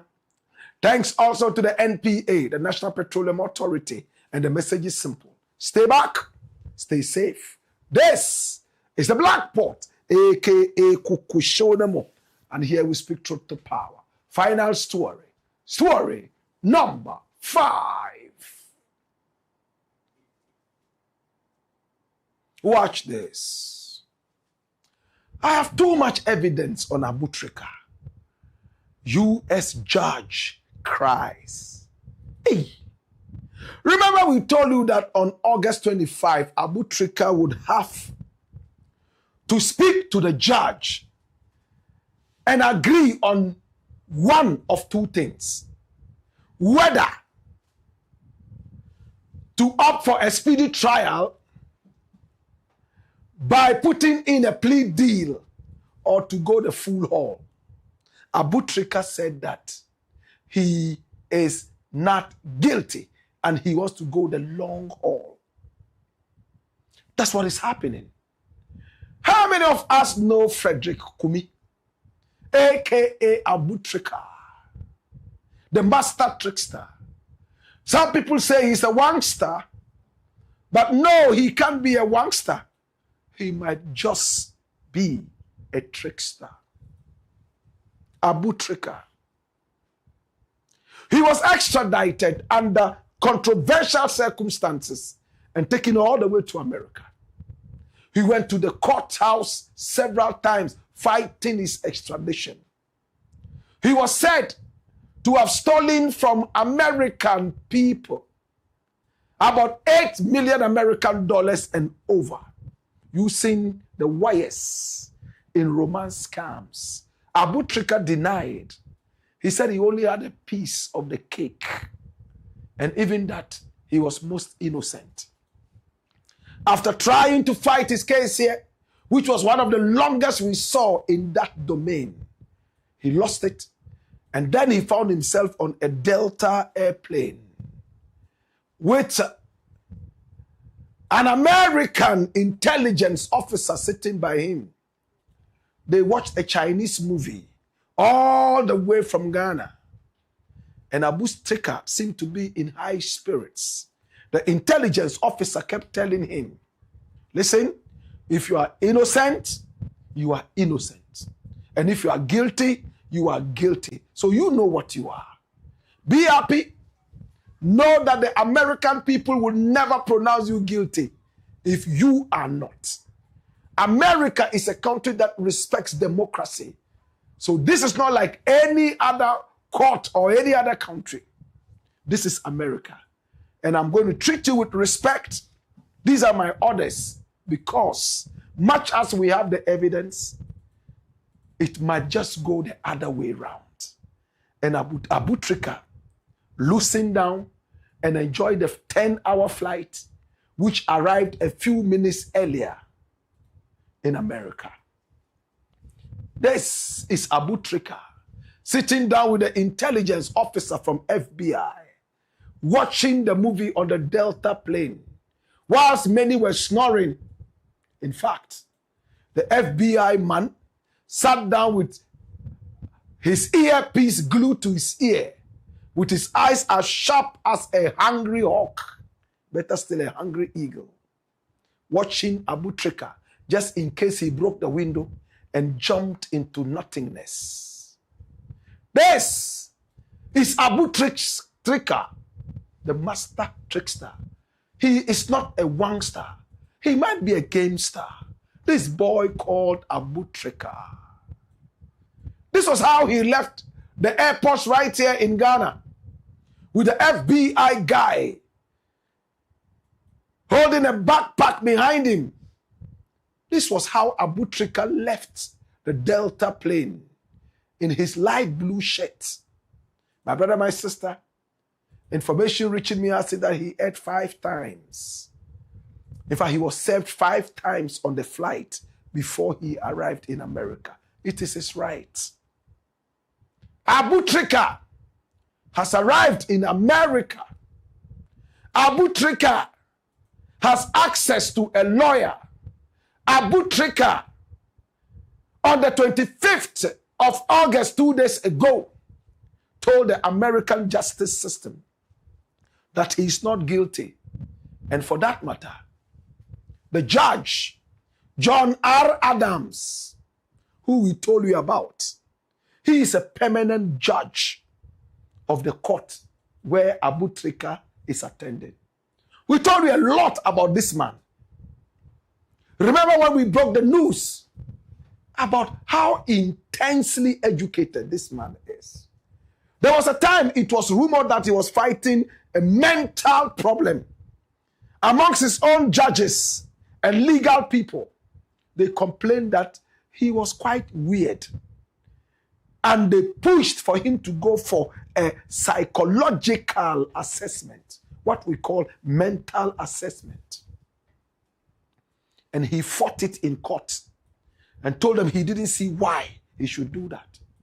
This is a man who can sit for a whole year and speak only once or twice only in court. He's a man of few words. Anyone who comes to his court, he likes everything written. He will look at it, read everything, ask 1 or 2 questions, and bam! He has tackled these issues over and over. And he is a permanent judge in that court. Until he dies, he will continue to be a judge there. He's so respected. Even though his colleagues think that he's a little wonyo. This is Judge John R. Adams. Hey, the judge has said that Abu TRICA has made his work very difficult. How has Abu TRICA made his work difficult? He was expecting that Abu TRICA would ask for a speedy trial. Yes, he respects the justice system and the rights of everybody there. But Abu TRICA came in and said, no, sir, I'm not guilty and I want the long haul. So he said, my brother, I have so much evidence against you like never before. Right now, I have to go through all the evidence, unleash everything before you. I need another 2 months to be able to gather all the archival materials, evidential to your trial. But I'll do that. That's why I'm a judge. Until in November, the 3rd of November, thereabouts, Abu TRICA will continue to be in the United States. But we warned you earlier. This judge, there are 2 things he doesn't like. Remember when we did that broadcast? Go back and check it. And remember where you heard it first. 2 things he doesn't like. Waste of time. And number 2, he doesn't like to talk. He just wants everything written. Remember we told you all this. Now Abu TRICA has made him go back to bring all the documents. Remember we also told you that the American people said 8 million. But at the end of it all, you will see the true figure. It's more than 8 million. Can I show you evidence? Come here. Run the dossier and watch this. Frederick Kumi, popularly known as Abu TRICA, has waived his right to a speedy trial, resulting in the postponement of his jury proceedings in the United States District Court for the Northern District of Ohio. Now, during a pre-trial conference on Wednesday, yesterday, August 26, 2026, the presiding judge, John R. Adams, declared the case legally complex.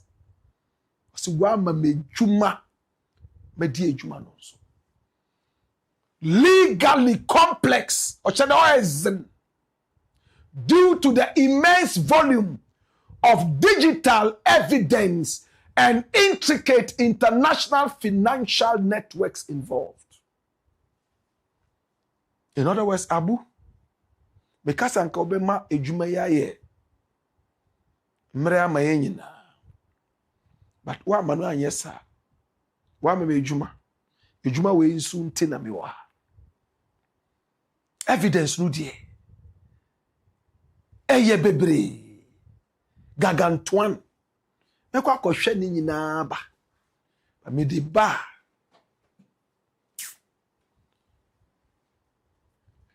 By waiving his right to a speedy trial, Abu TRICA's defense team and federal prosecutors have been granted additional time to review evidence and build their arguments.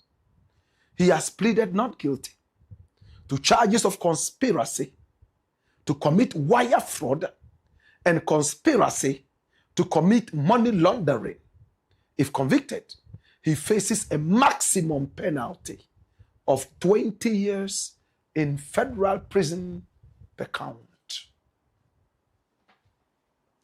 My brother, on this platform, when we look at issues, we give you the X factor, or else we don't tell it. I need you to remember where you heard this first. Which judge was going to sit on this? And the things that the judge does not like. We went into the medical history of this judge. And we told you, he doesn't like to talk. He makes it easier when you know that there's so much evidence and you want a quick way out. Instead of getting 20, he might end up giving you 9 or 10 for some kind of plea deal.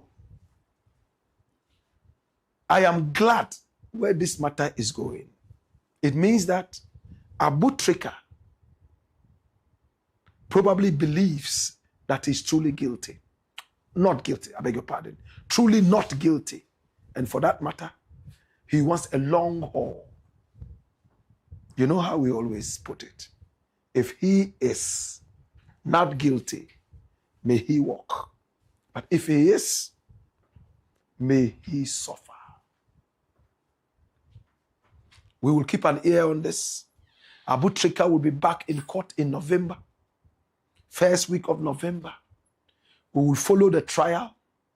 But before the trial, we will get more information from the FBI, from authorities that are concerned. And hopefully, the victory would be for justice. Is the Blakk Pot, aka Kukushonamo.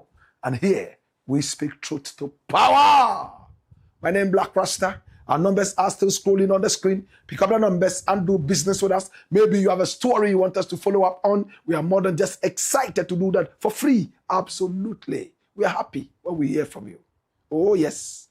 And thank you so much for calling us every time, giving us information. Oh, my God. You are so wonderful. We love you. We love you. Okay? And those of you who have your issues still lingering, we are still working on them. Time after time, you can call us to get updates. We are not tired of you. We love you. Okay? It's the Blakk Pot, aka Kukushonamo. And here we speak truth to power. Let's see your final comments. And we are out of here. Kwajofia says, very bad of you. When a show will be late, put it here so we can be in anticipation rather than keeping us in suspense. Kojo, you are right. My bad. We will take care of that. We apologize. Ni or die boy says, I'm watching you from Australia. Keep up the good work. Say Isaka says, greetings to you, Rasta, from Tokyo. 3:57 a.m. Friday morning. Wow. Fatau Adam says, good evening, Blakk Rasta. On fire. Kamshina Zaid says, Blakk Rasta more on fire. Isuman Richie says, I am watching you live in Japan. Keep the good work for Mother Ghana. Thank you so much. We appreciate you. Patawo says, greetings. Blakk Rasta. Monet or Moneyman says, good evening, my good friend. I love your show. So educative. Thank you so much. We appreciate you. Raymond Inso Agarima Akakia says, it is the duty of Sami GMP to provide evidence against Afenyo Market. As a lawyer, you should know this, that the government appointee should rather report anyone who asks for money instead of blackmailing them with it, only when they come after his institution publicly. Inus Afuseni, former MP for Tamale Central. That is what the brother Blakk deliberately failed to understand. Yet he keeps playing the Sergio Ramos role for Sami GMP. Well, I mean, we're just working for Ghana. That's it. And you are saying that's what Inus Afuseni said? Well, we are waiting to see how it pans out in courts. Okay? Osai Bedu says, come here, the Blakk Pot, a.k.a. Kukusho.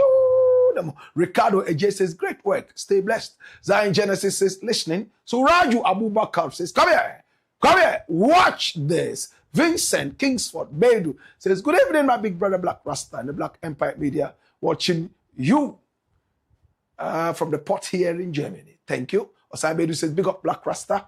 And then we have Alajibun Yorubu Shal Savulugu who says, good evening, Blakk Rasta, watching you live. Why? Greet Shamima Muslim. And her husband Elijah Larson for me. Paul KWESI Hiakpo says, we were mates at the Faculty of Law, University of Ghana, Legon. Honorable Dr. Dominic Ayine was a lecturer at the time, but he didn't teach us any subject. Rather, he was Professor Raymond Atuguba, who taught us conflict of laws. Are you sure Dominic Ayine didn't teach Paul ADOM-OTCHERE? Well, you say you were mates, but check again. Because I know what I know. So check it again and please hate us back again, okay? Pamel GH says, I pray that Kevin breaks his neck. Whose neck? Alajibu Yurubusha Savulugu says, Professor Blakk, Paul is a liar. He's like Dr. Maumia. Shakur Zakari says, Black Rasta aka Kukushu. Mark Love Adokwe Alote says, fire. Mbe Oli says, Blakk, not respect for yourself, man. Can't afford to miss the show. Watching you live en route to Kumasi from Wa on the most dangerous road in Ghana currently. Blakk, a story from you about our road will help the region and will do the region a big favor, Rasta. More fire. Mbe Oli. Wow. Well, we will talk about it. We have talked about it before, but we'll still talk about it, okay? So, fix the road. Wa all the way to Kumasi. Terrible. Okay? Please. Akana Izure says, hi, Blakk. Bless up, watching you live from Torino, Italy. Blakk, this is what we have been telling the youth about. This party, NPP, anytime you see any controversies, it is this party called the NPP. And then we have Bright, Entry, Bequin. And it says, keep up with the good work from Ghana. We love you, senior. Akana Izure says, Blakk, do you know we have the same birthday month? Oh, wow. Nice one. Kofi Agbenyon says, the madman Timothy KWESI Pratt Jr. says, what? Has he recovered? He poisoned me, but I survived. Hey.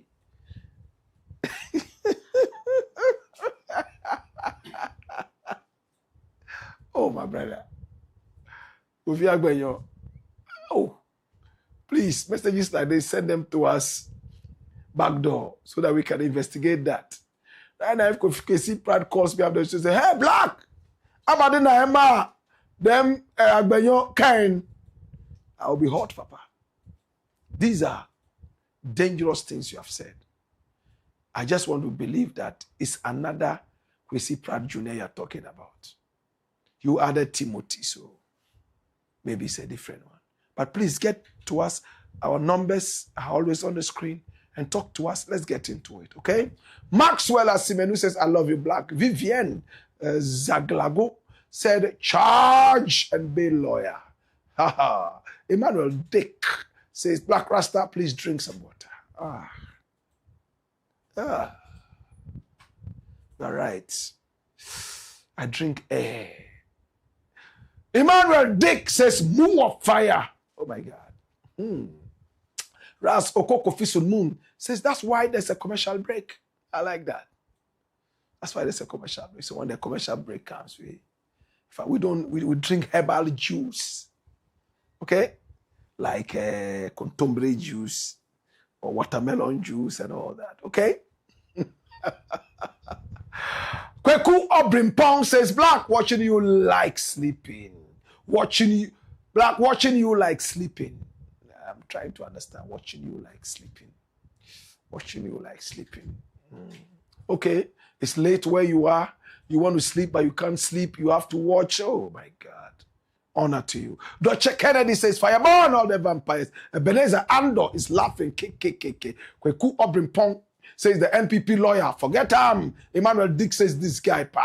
I wonder if he's truly a lawyer. Francis Oseyao says it looks like every NPP member is a lawyer. Ras Okoko Fisun Moon says NPP never again. Apu, let alone talk of that baolaya. Philip Kojo Jan Bwedu says,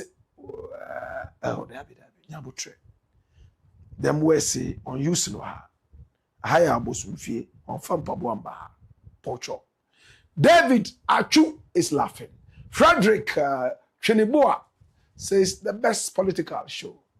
It's a show on Pan-Africanism. Okay? Welcome, legendary. That's Rap Thunder.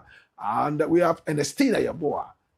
When the sisters are here, I'm always so happy. We respect you, sir. Always the truth. Thank you. Wani Boy says, welcome back, Blakk.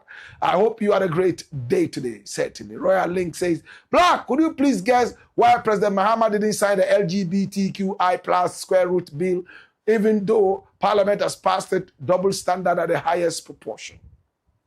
I told you already, Mahama cannot sign this. It will take a very strong and wild leader to do that. They are still getting money from the IMF, from the West. And gays also contribute to that. It will be difficult. And we've had a whole editorial on that, so I'm not going to repeat it. Royal Link says our leaders should be principled. Now, the Voice of Hope says people believe this guy. Which guy? Ani Adonani says Black Rasta. Fire, yeah. Last one, and we are done for the day. Okay? Tony Kadini says Black Rasta's dressing is always on point. Black, if you saw this Adenta Kumi boy's lifestyle in SHS way back, you will never think he will be this senseless in future.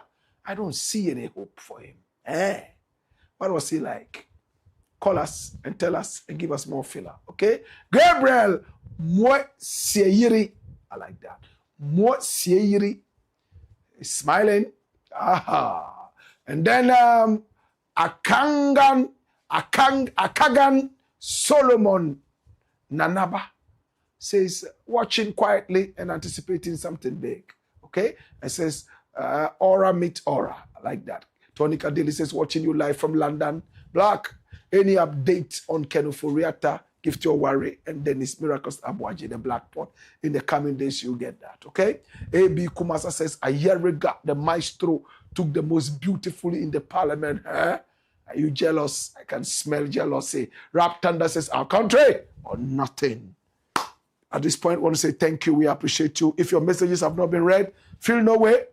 We will still go back and read all of them. And those that we have to respond to, we will. We love you. We appreciate you. Remember to spread the word. Share the broadcast. Tell people about this show. And that is all about our country or nothing. Our continent or nothing. Humanity or nothing. My name is Black Rasta. I'll see you again tomorrow. Same time, 6 p.m. Until then, we apologize for the late start. Tomorrow will be on time. Hey-ya! Hey-yo! Why-yo! Come on!